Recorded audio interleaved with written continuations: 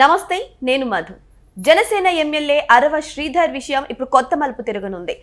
జగన్ సైతం ఇది honey trap అని నమ్ముతున్నారా? అసలు కథంతా ఎలా జరుగుతుంది? అయితే ఈరోజు మనం తెలుసుకుందాం. ప్రస్తుతం మనతో పాటు ఉన్నారు సీనియర్ జర్నలిస్ట్ దుర్గా వడ్లమాని గారు. వారిని అడిగి మరిన్ని విషయాలను తెలుసుకుందాం. నమస్కారం. నమస్తే అండి మేడం.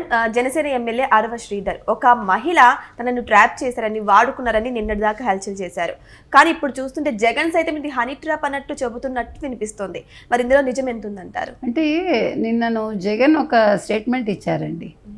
అరవ శ్రీధరు ఒక మహిళని రేప్ చేశారు అన్నారు. అది ఎట్లా కుదురుతుంది అసలు ఆ మాట? ఇప్పుడు ఫేస్బుక్లో అమ్మాయి పరిచయం అయ్యారు, ఇప్పుడు ఆ అమ్మాయి అప్రోచ్ అయ్యారు, ఇతను ఐ లవ్ యూ చెప్పాక ఆవిడ ఐ లవ్ యూ చెప్పారు. ఇప్పుడు నిన్నను ప్రెస్ మీట్లో కూడా అదే కదా రిపోర్టర్స్ అడిగారు, మీరు ఐ లవ్ యూ చెప్పారా లేదా అనేదానికి ఆవిడ దాటేయడానికి ప్రయత్నించి అవును నేను చెప్పాను అన్నారు ఆవిడ. అని చెప్పాక ఇప్పుడు నేను ఒక్కటి అడుగుతానండి, మీకు ఆల్రెడీ పెళ్ళయింది, ఒక బాబు ఉన్నారు, మీరు ఇప్పుడు ఎమ్మెల్యే అని తెలిసి ట్రాప్ చేసే ఉంటారు. అవును. ఇక్కడ రెండో విషయం ఏంటంటే, మీరు మొత్తం ఎపిసోడ్ చూసుకుంటే ఈ అరవ శ్రీధర్ వాళ్ళ అమ్మగారు వచ్చి నిన్న మాట్లాడారు, మనం మాట్లాడుకున్నాం. మా అబ్బాయి అమాయకుడు, మా అబ్బాయికి తెలియదు, ఈ అమ్మాయి వచ్చి గొడవ చేసింది నెలల క్రితం, మేమే కంప్లైంట్ ఇచ్చామని కూడా చెప్పారు ఆవిడ. అయితే ఇక్కడ విషయం ఏంటంటే, నిన్న ఆవిడ ఒక ఆడియో మనం విన్నాం. ఈ ఆడియోలో ఆవిడ ఏం చెప్పింది, నేను నీతో ఉండలేను, నువ్వు నన్ను బాగా ఇబ్బంది పెట్టావు, నన్ను 5 సార్లు అబార్షన్ చేయించావు అని చెప్పింది. నేను ఒక ప్రశ్న అడుగుతా, మామూలుగా ఒక మహిళ ఆల్రెడీ ఒక బాబు ఉన్నారు, ఒక మాతృత్వం అంటే ఏంటో తెలుసు, ఒకసారి ఎవరైనా పోనీ అబార్షన్కి అంగీకరించవచ్చు కాన్బట్ పొజిషన్లో, కానీ 5 సార్లు ఎవరు చేసుకోరుగా. అంటే 5 సార్లు ఎందుకు చేసుకుంటారు మీరు? అంటే మీకేంటి అప్పుడు? మీరు ఫస్ట్ టైమే మీరు గొడవ చెయ్యాలిగా, ఫస్ట్ టైమే మీరు ప్రెస్ మీట్ పెట్టాలిగా. ఇప్పుడు ఫస్ట్ టైము మీరు ప్రెగ్నెంట్ అయ్యారు అతని వల్ల, అది మీ భర్తకు తెలుసా? 2 మీ కుటుంబానికి తెలుసా? 3 వీళ్ళ కుటుంబానికి తెలుసా? శ్రీధర్ అలా అంటే మీరు ఎంత గొడవ చేయాలి శ్రీధర్ వాళ్ళ ఇంటి మీదకి వెళ్ళి? లేదు, ఇప్పుడు ప్రెస్ మీట్ పెట్టినట్టుగా అప్పుడే పెట్టాలిగా. అంటే అప్పుడు మీ వెనకాల వైసీపీ వాళ్ళు రాలేదా? అంటే మీరు అతన్ని వాడుకుందాం అనుకున్నారా? వాడుకోవటం అంటే నేను తప్పుగా అంటల్లా, అంటే అతన్ని ఫినాన్షియల్గా యూజ్ చేసుకోవాలనుకున్నారా? లేకపోతే నేను నిన్ను 25 కోట్లు డిమాండ్ చేశాను, నువ్వు 20 కోట్లు ఇస్తా అన్నావు, సాయంకాలంలోపు ఇవ్వకపోతే అని ఆపేసింది కదా. అంటే డబ్బు కోసమే కదా ఈ డీల్ అని అర్థమవుతుంది, బెదిరిస్తున్నట్టు తెలుస్తుంది. ఇది హనీ ట్రాప్ అని క్లియర్గా అర్థమవుతుంది. మరి ఎందుకు మన రోజా వాళ్ళందరూ వచ్చి గొడవ చేశారు? ప్రతివాడు ఎందుకు అరవ శ్రీధర్ మీద మాట్లాడుతున్నారు ఇవాళ? ముందు గోరంట్ల మాధవ్ గురించి మాట్లాడండి మీరందరూ.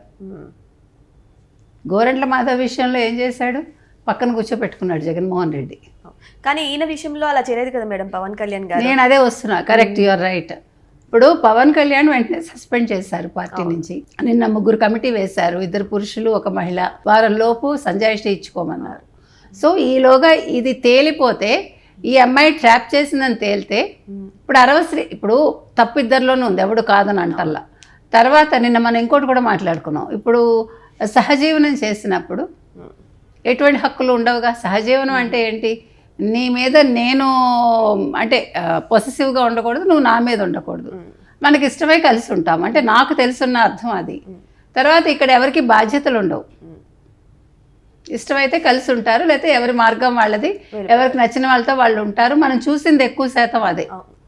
ఇప్పుడు కొత్తగా సహజీవనం చేసిన వాళ్ళు, తర్వాత రిజిస్టర్ మ్యారేజ్ చేసుకున్న వాళ్ళు కొద్దిమంది ఉన్నారు, తర్వాత పిల్లలకి అన్నవాళ్ళు ఉన్నారు, ఇప్పుడు అమ్మ నాన్న అనే పిలిపించుకుంటున్నారు, ఆ బంధాన్ని భార్యాభర్తల బంధంగానే చెప్పుకుంటున్నారు.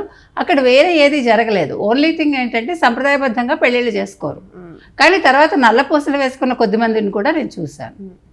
అంటే మీకు తెలియకుండా ఒక స్టేజ్కి వచ్చాక మీకు సొసైటీలో మీరు బతకడం కోసం మీరు మళ్ళీ సంప్రదాయాన్ని పాటిస్తారు. నేను ఒకసారి ఒక టూర్ వెళ్తున్నప్పుడు అందరం జర్నలిస్టులం వెళ్తున్నాం. నేను అన్నాను, కొంతమంది ఎందుకు నల్లపూసలు వేసుకుంటారు, ఫస్ట్ వద్దంటారు కదా అన్నా. అని నేను చూశానండి, నల్లపూసలు వేసుకుంటారంటే ఆవిడ ఉలిక్కి పడింది. ఎందుకని? ఆవిడ డాక్టర్ట. ఆవిడ ఊళ్ళల్లో వెళ్తారు కదా, గ్రామాలకు వెళ్ళినప్పుడు ప్రజలు అడుగుతారని ఆవిడ నల్లపూసలు వేసుకుంటుంటారు. నేను నాకెలా తెలుసండి, అసలు మీతో ఇప్పుడే కదా నాకు పరిచయం, నేను అనేది ఏంటంటే మీరు ఒక సిద్ధాంతాన్ని నమ్మినప్పుడు ఆ సిద్ధాంతం మీదే ఉండాలి. తర్వాత మారాక మీరు అప్పుడు పాత సిద్ధాంతం తప్పని చెప్పాలిగా. అది ఒప్పుకోరు కదా. ఇప్పుడు వాళ్ళు ఆ సిద్ధాంతాన్ని బలపరుస్తూ మళ్ళా వాళ్ళు సంప్రదాయబద్ధంగా ఉండడానికి ఇష్టపడుతున్నారు. ఇప్పుడు మీరు ఇవాళ సొసైటీలో చూసుకోండి, సామాజికవేత్తలన్నా లేకపోతే లెఫ్టిస్టులన్నా వీళ్ళందరూ కూడా, అంటే నేనేమి వాళ్ళని తప్పు పెట్టట్లే, మంచిగా పెద్ద బొట్టు పెట్టుకుంటారు, ఈ మధ్యన గోరింటాకులు పెట్టుకుంటున్నారు, గాజులు వేసుకుంటున్నారు, తర్వాత నల్లపూసలు వేసుకుంటున్నారు, గొలుసులు వేసుకుంటున్నారు. ఇవన్నీ వేసుకోవడం తప్పని నేను అంటల్లా. మీరు దేన్ని వ్యతిరేకిస్తున్నారో దాన్ని మీరు ఫాలో చేస్తున్నారు. తర్వాత మొన్న మనం శివాజీ విషయంలో జరిగిన దాంట్లో కూడా మన అనసూయని మీకు నచ్చిన బట్టలు వేసుకోవద్దల్లా, మీ స్వేచ్ఛకి ఎవడు అడ్డు చెప్పరండి అని అన్నాం మనం. కానీ ఇప్పుడు ఈ చెప్పిన వాళ్ళందరూ, అనసూయని సపోర్ట్ చేసిన వాళ్ళందరూ కూడా చక్కగా ఒళ్ళంతా కవర్ చేసుకునే ఉన్నారు. నేను అనేది మీరు ఇట్లా ఉంటూ మీ పిల్లల్ని మీరు ఎలా ఉంచుతున్నారో మనకు తెలియదు. కొంతమంది పిల్లల్ని చాలా ప్రొటెక్టివ్గా కూడా చూసుకుంటున్నారు, అంటే ఇట్లా సమాజం విషయంలో మాట్లాడే వాళ్ళు కూడా. మరి ఎదురు వాళ్ళకి ఎందుకు మీరు అట్లా చెప్తారు? మనం ఫాలో చేస్తే మనం ప్రీచ్ చేయొచ్చు. నేను ఫాలో చెయ్యను కానీ మీరు అలా ఉండండి, ఇది ఎక్కడా లేదు అని చెప్పటం ఏంటో మనకు అర్థం కాదు. ఇప్పుడు నేను అనేది ఇప్పుడు ఈ సహజీవనం గురించి ఎందుకు మాట్లాడానంటే, ఇంతసేపు ఇవాళ ఈ మహిళ ఎవరైతే ఉన్నారో ఈవిడికి భర్తతోటి మరి విడిపోయారా లేదా మనకు తెలియదు, కానీ భర్త ఉన్నారు. తర్వాత మొన్న ఒక వీడియోలో మనం చూసాము, అంటే ఒక డిబేట్లో, ఛానల్ డిబేట్లో, నేను ఈ శ్రీధర్ని పెళ్లి చేసుకుంటాను, శ్రీధర్ తోటే ఉంటాను, నువ్వు లేకుండా నేను ఉండలేను అనే స్టేట్మెంట్స్ అవన్నీ మనం చూసాం, విన్నాం. నిన్న సడన్గా 20 కోట్లు తెర మీదకి వచ్చింది. సో ఇప్పుడు వైసీపీ వాళ్ళు మాట్లాడాలి. ఇవాళ రోజా మాట్లాడాలి, శ్యామల మాట్లాడాలి, రజనీ మాట్లాడాలి, జగన్మోహన్ రెడ్డి కూడా మాట్లాడాలి. ఎందుకంటే నిన్న పాపం ప్రెస్ మీట్ పెట్టి ఆయన రెచ్చిపోయాడు కదా. అంటే వీళ్ళకి ఏంటంటే ఒక ఆనందం, ఎలాగ పవన్ కళ్యాణ్ని, తెలుగుదేశాన్ని, అంటే జనసేనని తెలుగుదేశాన్ని ఎట్లా విడగొట్టాలి అనేది వాళ్ళ ఎజెండా. కాబట్టి వాళ్ళు ఏ అంశం దొరికినా దాన్ని వదలట్లేదు. ఇక్కడ ఇంకొక ముఖ్యమైన విషయం ఏంటంటే, ఇప్పుడు క్లియర్ కట్గా కల్తీ లడ్డు అనేది తేలిపోయింది. లడ్డు కల్తీ జరిగింది, నెయ్యి వాడలేదు, నెయ్యి కాని పదార్థాలు అంటే రసాయనాలు వాడారు, పామాయిల్ వాడారు, తర్వాత సల్ఫ్యూరిక్ యాసిడ్ ఏదో ఒక ఇది కూడా వాడారు, కెమికల్ వాడారు అనేది కూడా తేటతెల్లమైంది. అయ్యాక వీళ్ళు అతి తెలివిగా జంతువుల కొవ్వు లేదని చెప్పింది సుప్రీంకోర్టు అని ఒకటి తెర మీదగా తీసుకొచ్చారు. ఇప్పుడు ఆ డైవర్షన్ పాలిటిక్స్లో భాగంగా ఇప్పుడు ఈ కల్తీ నెయ్యి విషయంలో ప్రజలు ఆగ్రహంగా ఉన్నారు. కాబట్టి ముఖ్యంగా హిందువుల మనోభావాలు వైసీపీ వాళ్ళు, మరీ ముఖ్యంగా జగన్మోహన్ రెడ్డి, వైవి సుబ్బారెడ్డి, కరుణాకర్ రెడ్డి వాళ్ళ మనోభావాలు దెబ్బతీశారు. కాబట్టి ఇప్పుడు దీన్ని ఎలా డైవర్ట్ చేయాలి అని ఈ అరవ శ్రీధర్ అంశాన్ని వాళ్ళు పట్టుకుని తెర మీదకి తీసుకొచ్చారు. కానీ ఇక్కడ ఫూల్స్ అయింది వైసీపీ వాళ్ళు.